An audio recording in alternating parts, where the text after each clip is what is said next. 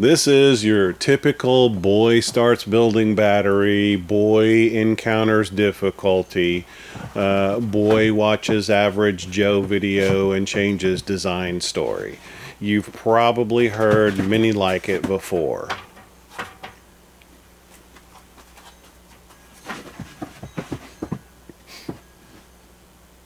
No, maybe not.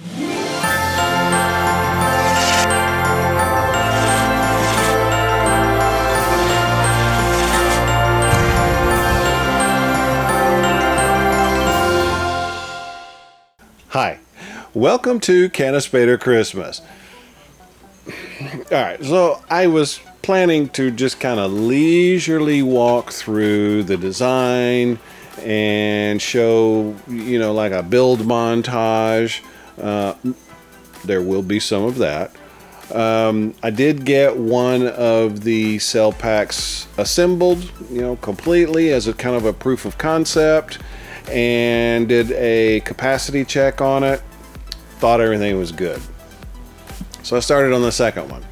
And I had picked up, I think I've mentioned this before, I picked up a K-weld from Keith, and I'll leave a link in the description below. I got some nickel strip for the negative side of the cell packs, and that was going to be my design. Now, as a test, I cut off a small piece of strip and just I don't recommend you doing this, but I just welded it on the bench to see if, the setup would work. Well, it turns out there is a lot of heat generated by that little welder. Anyway, my thought was to weld the nickel strips to the cells and then just have the strip go over the bus bars, kind of like this. I measured out about 3.5 inches or 9 centimeters of strip and then tested bending it over the bus bar.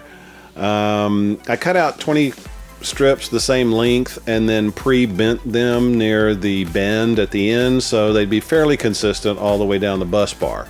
Now for this work, I did purchase a new 100-watt soldering iron with a big old fat tip. I'll put a link to that in the description as well. Pretty cool soldering iron.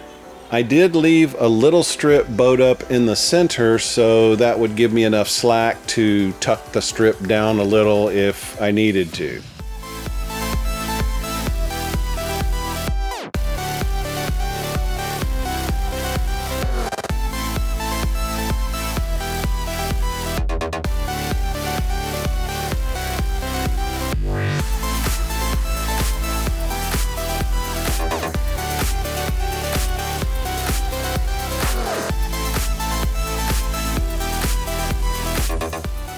I also made some little hairpins to hold the bus bar in place while welding the strip. Before I start permanently attaching the strip, I'm going to run through one last voltage check on all the cells just to make sure I don't have any that are, too far away from all the others. This is important. So when you connect up cells in parallel, you connect up the negative sides and you connect up the positive sides. So if the two cells are exactly the same voltage, no big deal. If you have one cell that is at 4 volts and one cell that is at 3 volts, when you connect them together, current is going to flow from the higher voltage cell to the lower voltage cell. The larger the voltage difference, the more current is going to flow. Now imagine you have 80 cells or 100 or 300, it doesn't really matter. 79 of them are at 4 volts and one of them is at 3 volts. Now you've got 78 cells dumping all that current into the 3 volt cell. It's a lot of current. Really bad things could happen. Another scenario is if you have a cell in that pack that shorts out. You don't want the rest of the cells trying to feed that one cell. Now, most people building Powerwalls these days have adopted the Tesla design of putting fuses on the positive side of all of the cells just as a precaution. So if you have a cell that shorts out, it burns the fuse, basically removing it from the pack, and the rest of the cells are fine. When assembling these cell packs, ideally you want all the cells at the exact same voltage. Now, realistically, you can get away with slight variations in voltage, but I'm going to make sure all the cells are within about 1/10 of a volt before I connect them up, and just to avoid popping a fuse.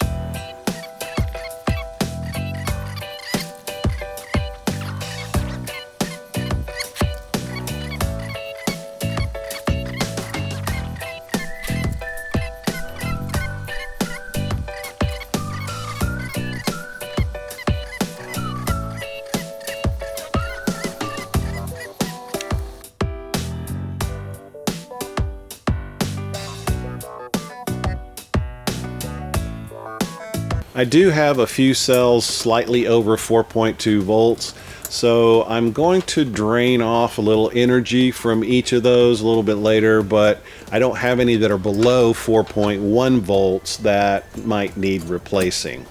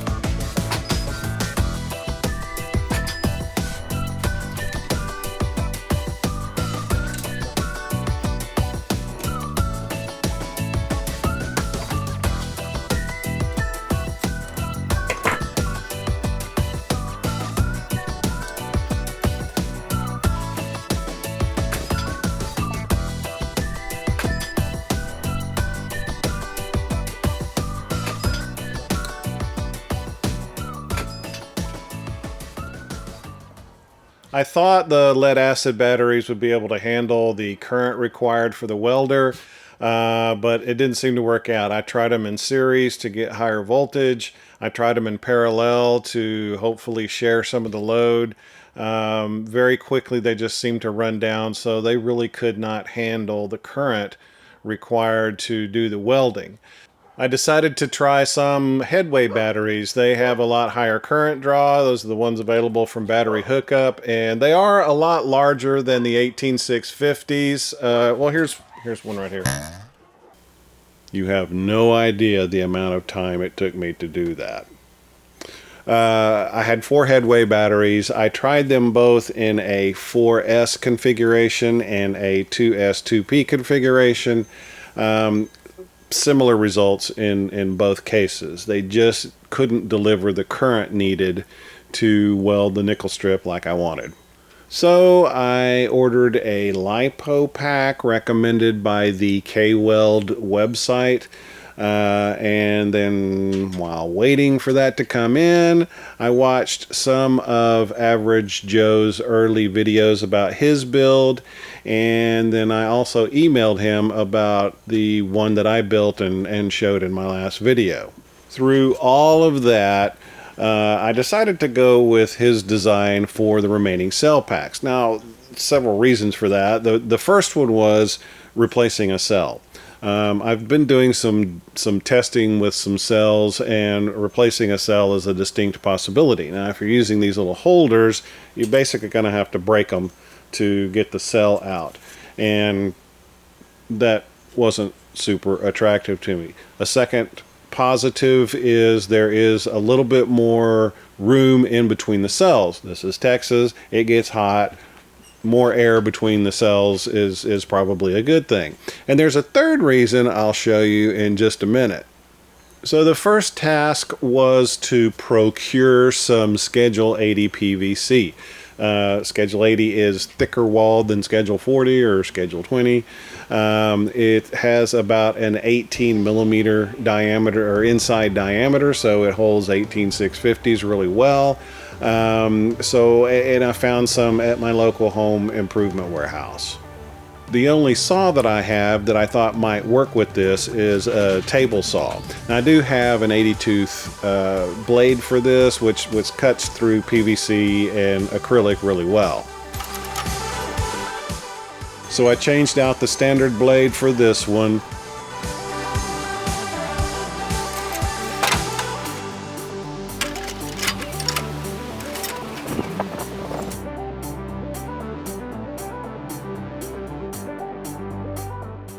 Lowered it to just above the diameter of the pipe.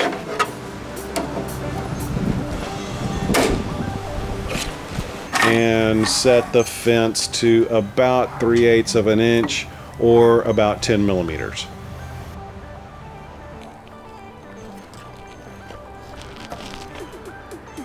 I'm secretly hoping this doesn't work very well. I believe the miter saw that I've had my eye on for some time is on sale this weekend. So we'll see how it goes.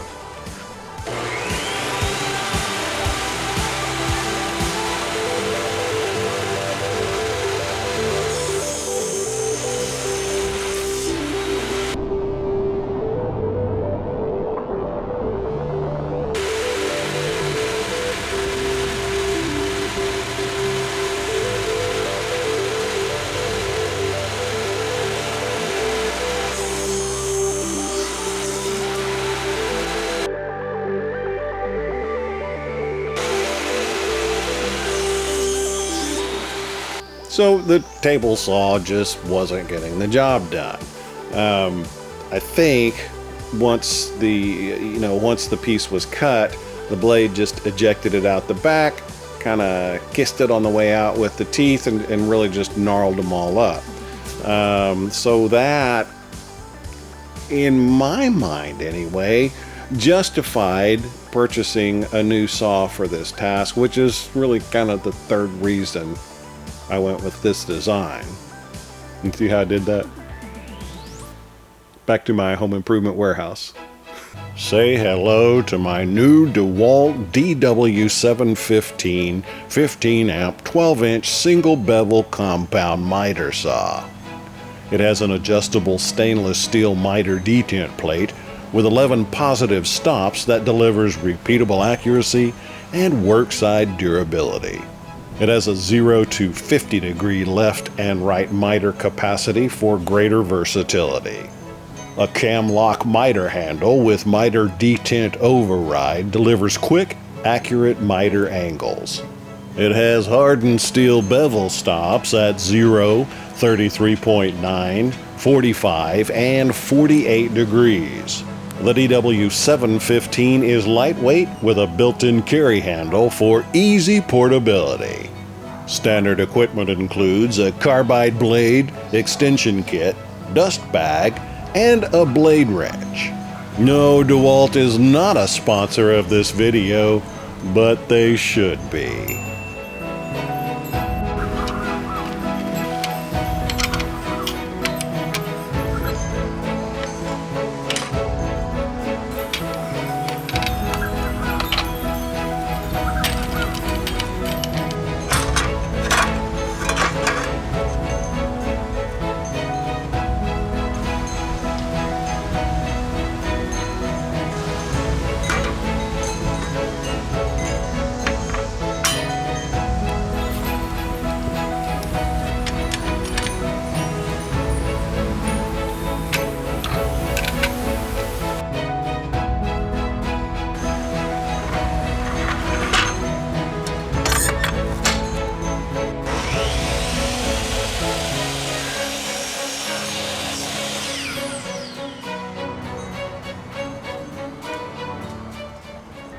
It's perfect. Forgive me, it's my first time to use a miter saw. I'm a little emotional right now.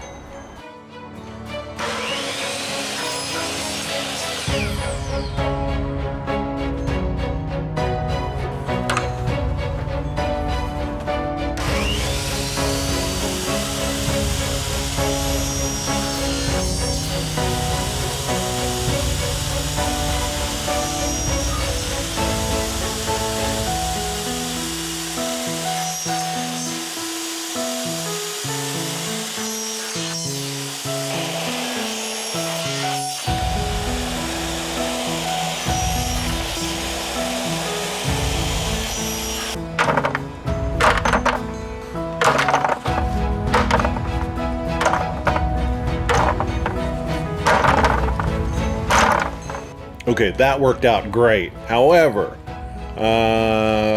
when you make the cut, it just kind of throws it forward. There's a little ramp on the back of the saw, and it just kicks it up into the air. So these were the ones that were cut with the table saw, and I did get a few caught in the blade, so they experienced the same issue, but it was a much smaller number. We were 3 for 3 on the table saw, and this is 1 out of a few hundred.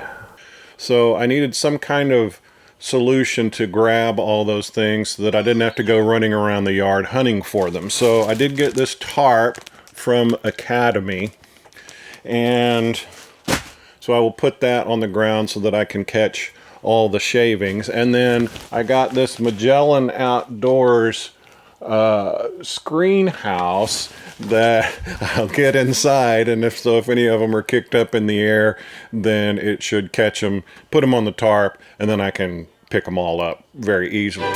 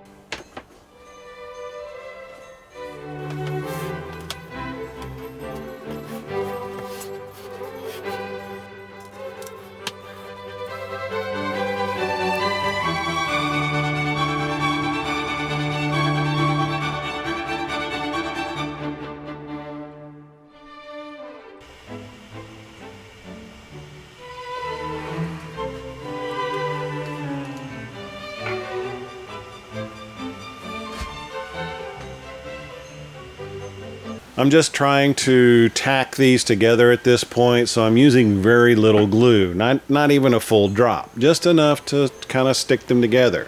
Now if you use too much, it will glue the holder to the table, and you don't want that. Trust me. It doesn't take very long for this stuff to kind of set, maybe a minute, maybe two, and so just kind of lightly touch to see if everything is stuck together. If it's not, you can apply a little bit more, but you really shouldn't need to. Now carefully tilt the thing up. It should be able to hold, you know, good enough to do that. And then now we'll go through each one of these crevices here and put a full drop of glue.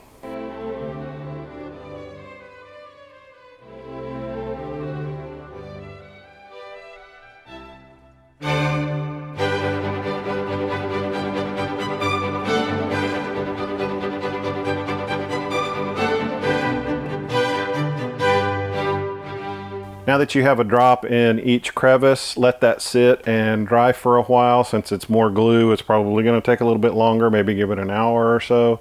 And then I will turn it up on its side and do the same thing up and down.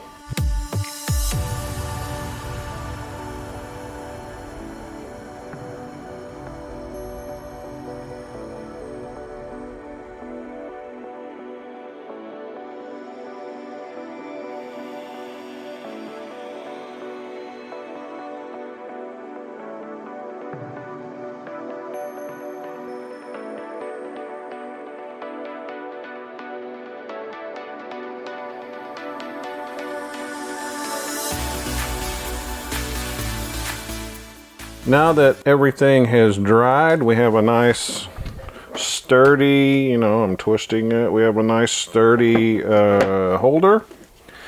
But we do have one little issue. So these are not precision extruded PVC pipes.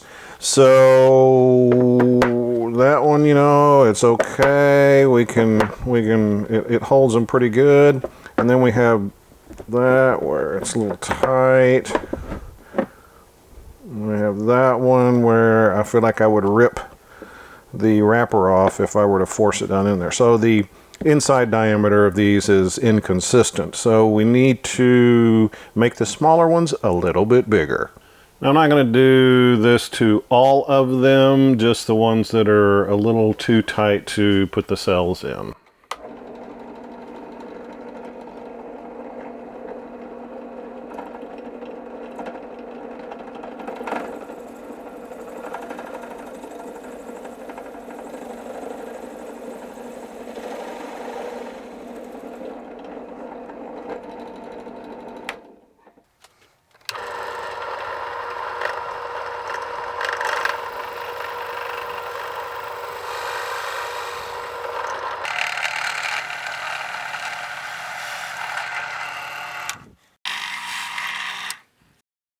Okay. After playing around with a couple of the holders, I decided to go ahead and drill out all of the rings. They don't line up exactly, and you know, when you've got the cells in there, it's just easier if I drilled them out to put the cells in. If there just happens to be any difference in alignment. They line up pretty good, but there is a little bit of play with each cell. Now, once they're all wired up, it's not a big deal since this stuff isn't moving. I'm not going to have cells shifting back and forth, but they still will be really easy to replace if I need to replace one. Now, I didn't film drilling out each ring, but you get the idea. Who am I kidding? Here it is.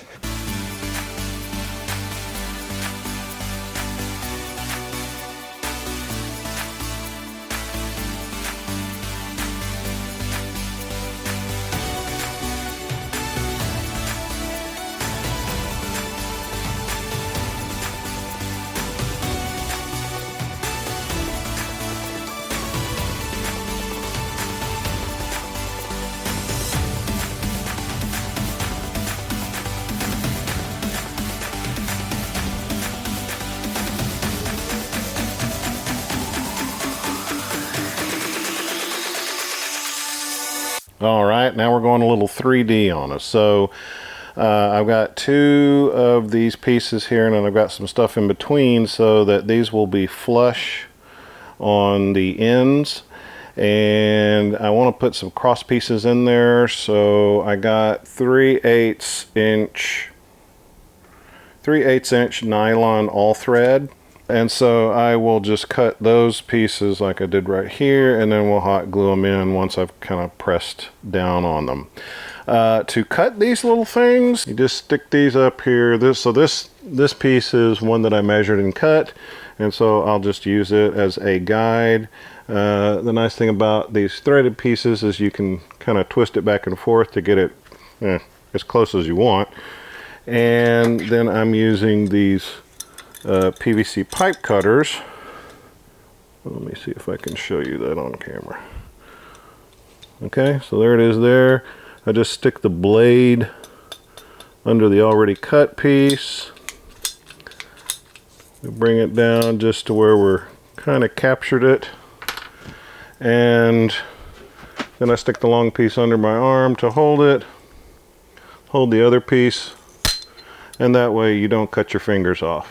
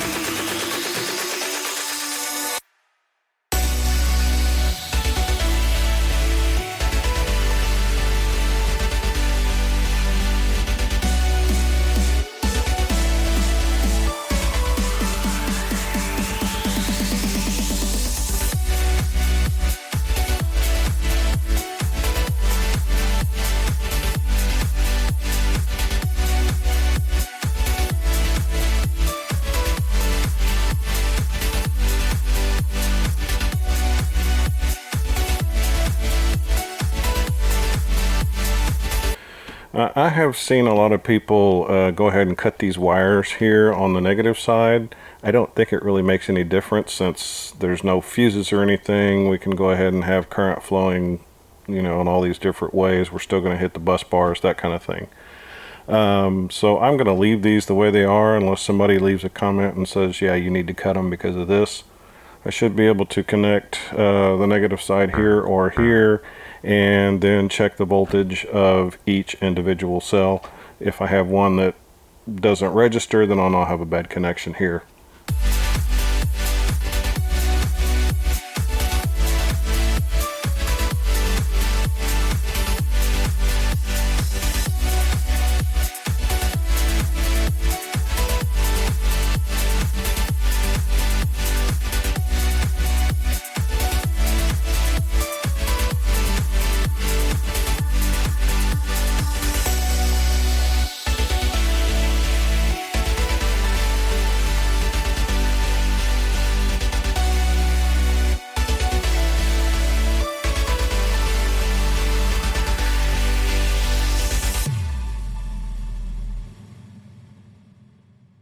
All right, now on the other side, we've got this supported underneath, or all the cells are supported underneath.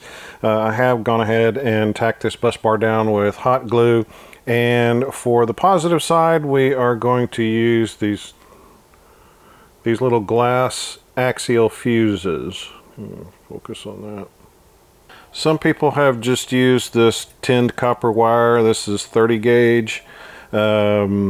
To go act as fuses. The only problem with this is that if a fuse blows for some reason, you have a little fire that is exposed, whereas if you use these glass fuses, the fire is contained inside the glass there. Really, it's just a safety precaution, and probably either one works well. I know people that have just the tinned wire version of the fuses. One thing on these fuses is they tend to blow at twice their rating, and I'm assuming that they're not rated for 3.7 volts, which is 4 volts or whatever, which is where these cells are going to be. So keep that in mind. If you want them to blow at 1 amp and 3.7 volts, then you want to get half amp fuses. Average Joe's done a bunch of testing on that, and pretty consistently it's whatever the rating is, it takes twice the amperage to blow the fuse.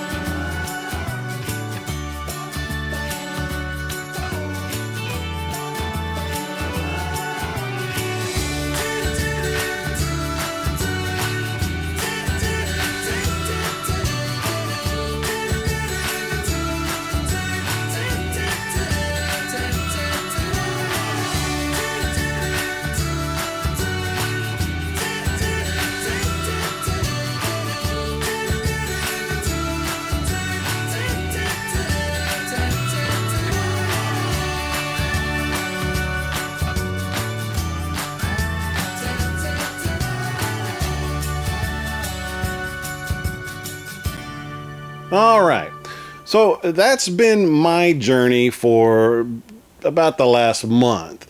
Apologies for the length of the video, but I wanted to tell a complete story and was only recently able to do that. I have enough holders for 3 more cell packs, and then I need to cut some more PVC.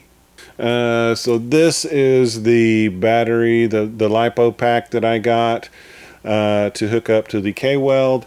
It did a really good job welding the wire for the negative side and the fuses on the positive sides.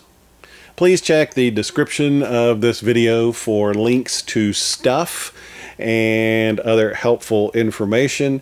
If you have any questions, please leave them below. If you want me to do a weekly update and I don't really have anything to pass on, or I can tell you what went wrong, let me know that too. I don't mind doing like a little vloggy thing, but I'm not really sure if anybody wants that or not. So please leave a comment if you do. If you have a reason for me to cut the negative side wires, I don't think there is, but maybe there is, so let me know that. Other than that, thanks for watching, and I'll see you again soon.